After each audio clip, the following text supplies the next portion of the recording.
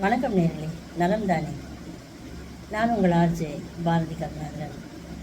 நான் உங்கள் வீட்டு பிள்ளை, இது ஊரறிந்த உண்மை. உண்மைதானங்க. நான் அரசு வானொலியில் 36 வருஷங்கள் ஆர்ஜேவாக வெற்றிகரமாக என்னுடைய பணியை நான் நிறைவு செஞ்சுருக்கிறேன். நான் வானொலியில் ஆர்ஜேவாக ப்ரோக்ராம் பண்ணும் பொழுது என்னுடைய ப்ரோக்ராமுக்காக நிறைய நேயர்கள் காத்துட்ருப்பாங்க. அப்படியே என்னோடய நிகழ்ச்சி எப்போ வரும்னு காத்துட்ருந்து அந்த நிகழ்ச்சியில் கேட்டு அப்படியே மெய் மறந்து உருகி போன நேர்கள்லாம் இருக்காங்க. எனக்கு லைவில் அவங்க இந்த இதெல்லாம் சொல்லியிருக்கிறாங்க, எனக்கு இந்த கருத்துக்களெல்லாம் சொல்லியிருக்கிறாங்க. அந்த மாதிரி நேயர்கள் வந்து நம்ம தமிழ்நாட்டில் மட்டும் இல்லை, வெளிநாட்டிலையும், அதாவது London, US, Canada, France, German, Australia, Ceylon, இந்த மாதிரி நாடுகள்லேருந்து, அப்புறம் நம்மளுடைய நார்த் இந்தியாவிலேருந்து, சவுத் இந்தியாவிலேருந்து, இந்த மாதிரி தமிழ் பேசும் நேயர்கள் எங்கெங்கே இருக்கிறாங்களோ எல்லாருமே என்னோடய நிகழ்ச்சியை வந்து ரசித்து எனக்கு வந்து கருத்து தெரிவிச்சிருக்கிறாங்க. அப்படி பார்த்திங்கன்னா அது ஏன் அவங்க என்னோடய நிகழ்ச்சியை ரசித்தாங்க அப்படின்றதுக்கு அதுவும் அவங்களே சொல்லியிருக்கிறாங்க.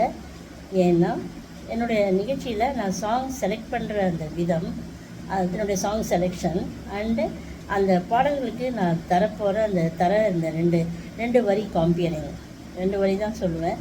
அந்த 2 வரி காம்பியரிங் அவங்களுக்கு அவ்வளோ நல்லாயிருக்கு, பிடிச்சிருக்கு அப்படின்னு சொல்லுவாங்க. அது மட்டும் இல்லாமல் என்னுடைய குரல் வளம், அப்புறம் என்னோடய ப்ரெசென்ட் பண்ணுற விதம், இது எல்லாம் கூட பிடிச்சிருக்கு அப்படின்னு சொல்லுவாங்க. நேர்லேயே உங்களுடைய இந்த பேராதரவு தான் எனக்கு இந்த சேனல் தொடங்குறதுக்கு ஒரு உந்து சக்தியாக இருந்தது அப்படின்னு சொல்லலாம். இப்போவும் அதே மாதிரி பேராதரவு எனக்கு நீங்கள் கொடுப்பீங்கன்னு நினைக்கிறேன். இந்த channel RJ Bharathi Karunakaran channel.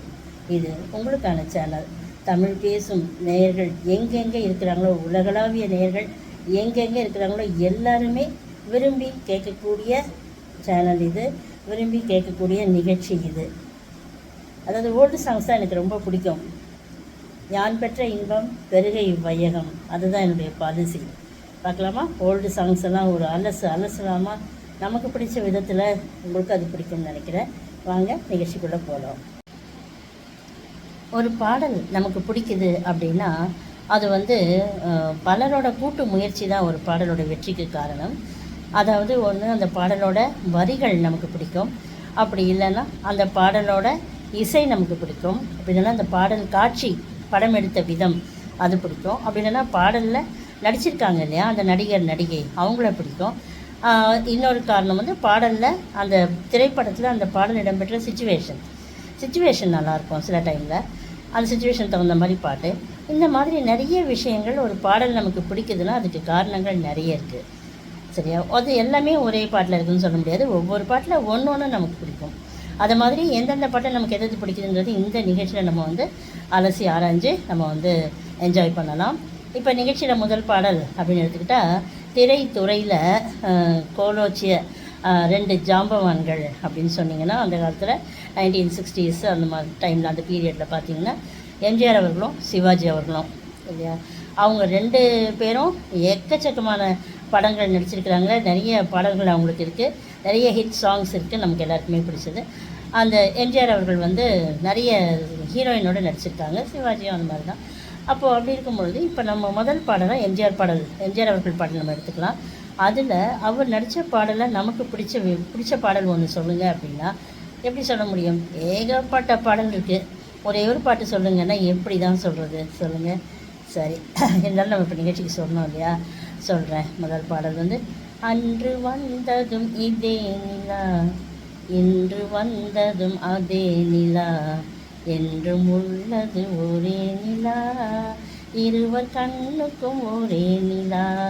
அதாவது நிலவு அப்படின்றது வந்து அந்த காலத்தில் குழந்தைங்களுக்கெல்லாம் சோறு ஊட்டும்போது நிலவு காமிச்சு தான் சோறு ஊட்டுவாங்கன்னு சொல்லுவாங்க.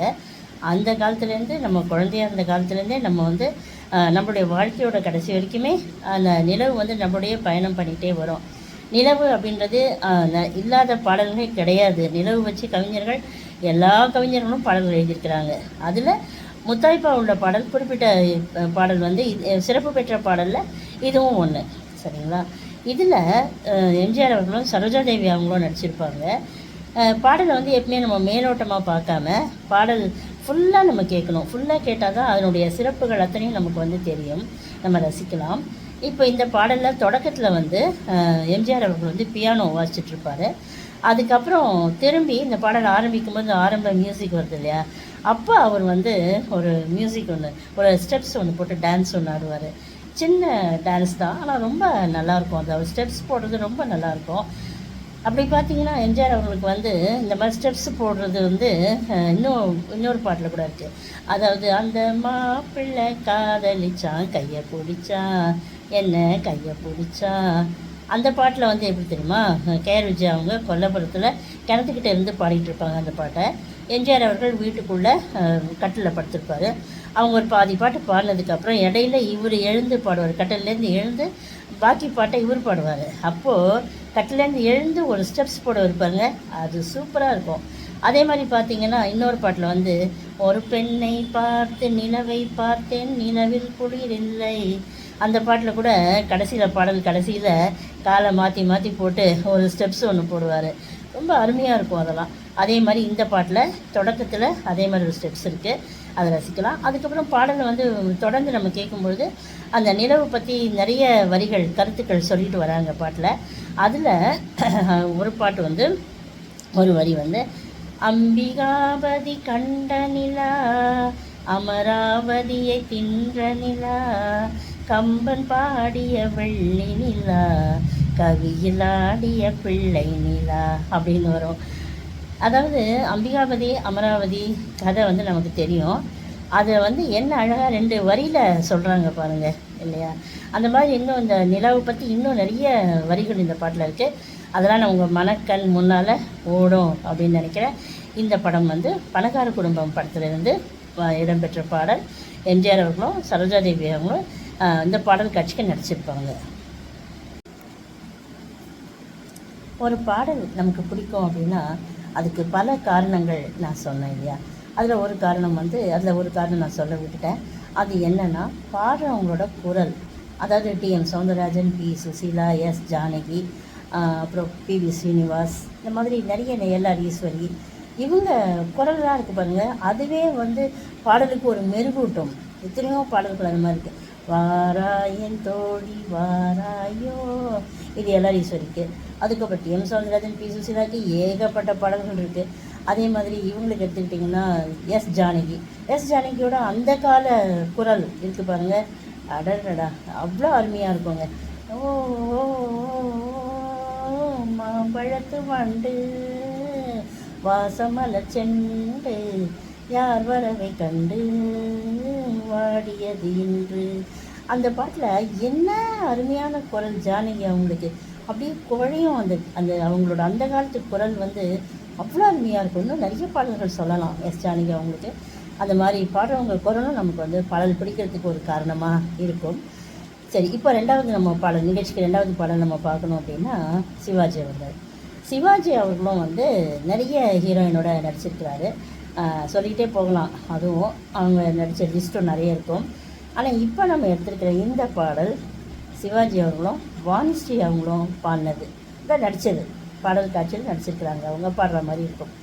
அது என்ன பாட்டு அப்படின்னீங்கன்னா இனியவனே, முதல்ல அவர் பாடுவார். இனியவளே என்று பாடி வந்தேன் இனி அவள் தான் என்று ஆகிவிட்டேன். அதாவது பாருங்களேன், நம்ம தமிழில் வந்து ஒரு அருமையான ஒரு விஷயம். அதாவது ஒரு சொல் இரு பொருள்படும். இனியவளே அப்படின்னு சொல்லும்பொழுது இனிமையானவளே அப்படின்னு அவங்கள சொல்கிற மாதிரி ஒரு பொருள். இன்னொரு பொருள் பார்த்திங்கன்னா இனி அவள்தான், என்னோடய லைஃப்பில் இனி அவள்தான் என்று ஆகிவிட்டேன், அந்த மாதிரி வரும். அதே இந்த தமிழ் சுவை என்ன சொல்கிறது இது. அதே மாதிரி அவங்களும் அதே மாதிரி பாடுவாங்க.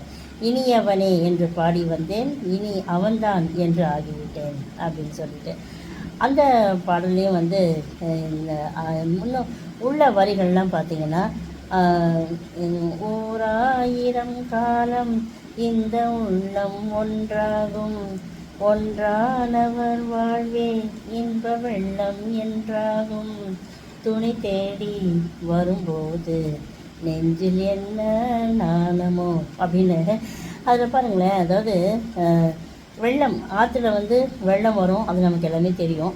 ஆனால் இந்த பாட்டில் என்ன சொல்கிறாங்கன்னா, ஒன்றானவர் வாழ்வே இன்ப வெள்ளம் என்றாகும், இன்பமான வெள்ளமாகு அப்படின்னு சொல்கிறாங்க. அதான் அந்த அந்த இடத்துல அந்த இன்பம் அப்படின்றத சேர்க்கறதுனால அந்த வரிக்கே ஒரு சிறப்பான ஒரு பொருளை கொடுக்குது பாருங்கள் இல்லையா. அந்த அந்த அந்த இன்பம்ன்ற அந்த சேர்த்த இன்ப வெள்ளம் அப்படின்னு சாதாரண வெள்ளம்னு சொல்லாமல் இன்ப வெள்ளம்னு சொல்லும் பொழுது இவங்க ரெண்டு பேருக்குள்ளே இருக்கிற அந்த அந்த ஒத்துமை, இவங்களோட அந்யோன்யம், அதையும் அந்த வரி வந்து கொஞ்சம் தூக்கலாக சொல்லுது அப்படின்னு சொல்லலாம் இல்லையா. இதெல்லாம் நீங்கள் ரசிச்சிருக்கீங்களா? இது வந்து எந்த படம்னா சிவகாமியின் செல்வன் படத்தில் இடம்பெற்றது இந்த பாடல். இப்போ நம்ம பார்க்க போகிற இந்த பாடல், இவங்க வந்து ஒரு நடிகை, அவங்க வந்து சோலோவாக நடித்த ஒரு பாடல் தான் பார்க்க போகிறோம். இந்த நடிகை இவங்கள பற்றி சொல்லணும் அப்படின்னா அழகு, அறிவு, தைரியம், திறமை, தன்னம்பிக்கை, இன்னும் நிறைய சொல்லிகிட்டே போகலாம் அவங்கள பற்றி. அவங்க அவங்க பாடல்கள் வந்து அது அவங்கள நான் யாருன்னு சொல்கிறேன் அப்படின்னா, அவங்க பாட்டிலே தன்னை பற்றி சொல்லியிருப்பாங்க. சங் சங் சங் சங் சங் சங் சங் சங் சங் சங் லல்லல்லா அப்படின்னு வருவாங்க பாருங்கள், அந்த நடிகை தான். இந்த பாட்டு சொன்னாலே உங்களுக்கு யாருன்னு தெரியும். அதே நடிகை தாங்க, ஜெயலலிதா. அவங்கள பற்றி தான் இப்போ நான் சொல்கிறேன். அவங்க பாடின பாட்டு வந்து அது அவங்களுடைய 1001 படத்தில் பாடின பாட்டு.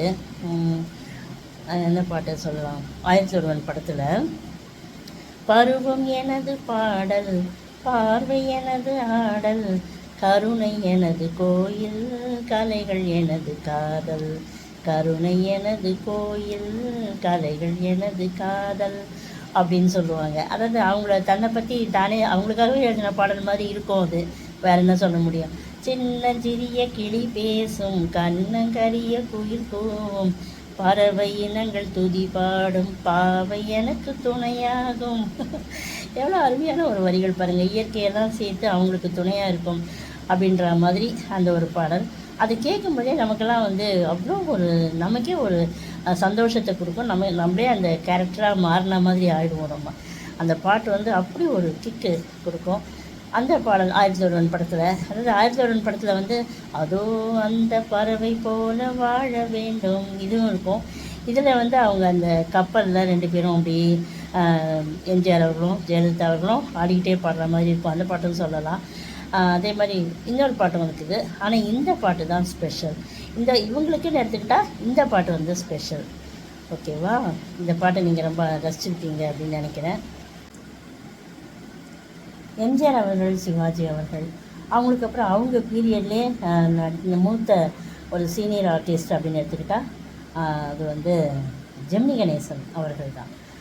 ஜெமினி கணேசன் அவர்கள் வந்து அவங்களும் நிறைய ஹீரோயினோட பாடல்கள்லாம் பாடியிருக்கிறாங்க. ஒரு பாட்டாக நம்ம வரும் நிகழ்ச்சிகளில் பார்க்கலாம். ஆனால் இப்போ முதல் பாடலாக நம்ம எடுத்துக்கிறது கண்டிப்பாக வாழ்க்கையில் அவருடைய பேர் அப்படின்னாலே யார்? சாவித்திரி அவர்கள் தான். அவங்களும் நடிகர் திலகம், இவர் காதல் மன்னன் இல்லையா.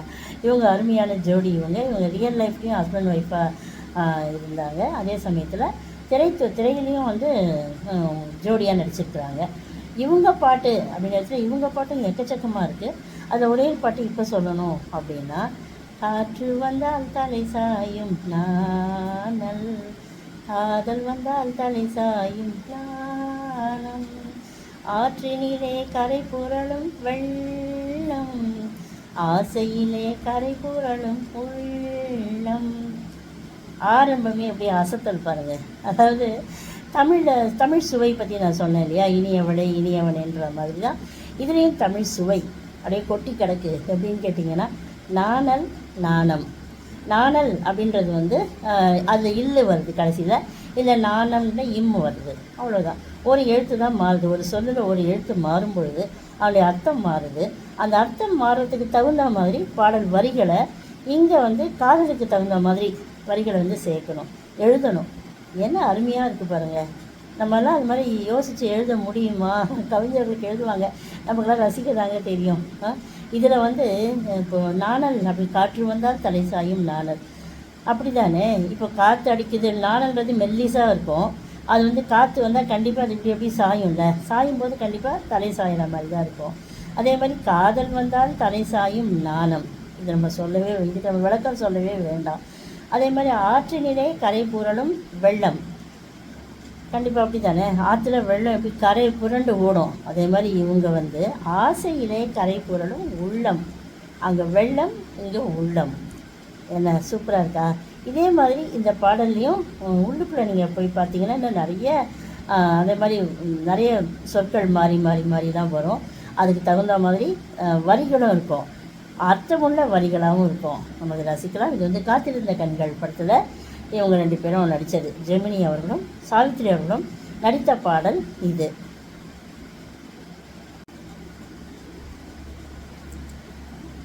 இன்னொரு பாடல் இப்போ நம்ம சொல்லணும் அப்படின்னா, அதே அவங்க பீரியடில் நடித்த இன்னொரு மூத்த நடிகர் இவர் யாருன்னா எஸ்எஸ் ராஜேந்திரன், எஸ்எஸ்ஆர் அப்படின்னு சுருக்கமாக சொல்லுவாங்க. இவரும் வந்து நிறைய ஹீரோயினோட நடிச்சிருக்கிறாரு. நிறைய ஹிட் சாங்ஸ் நிறைய இருக்குது. ஆனால் இப்போ நம்ம சொல்ல போகிற பாடல் ஜெமினி சாவித்ரி எப்படி சொன்னோமோ அதே மாதிரி தான் இவரோட பேர், அதாவது விஜயகுமாரி. அவங்க ரியல் லைஃப்பில் இவங்க 2 பேரும் ஹஸ்பண்ட் ஒய்ஃபு.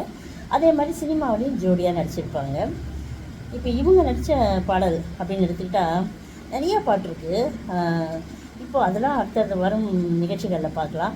இப்போ முதல்ல இவங்களுக்காக நான் சொல்ல போகிற இந்த பாடல் என்னென்னா, அதாவது எதை சொல்கிறது எதை விடுறதுனே தெரியலங்க, அவ்வளோ பாட்டு இருக்குங்க.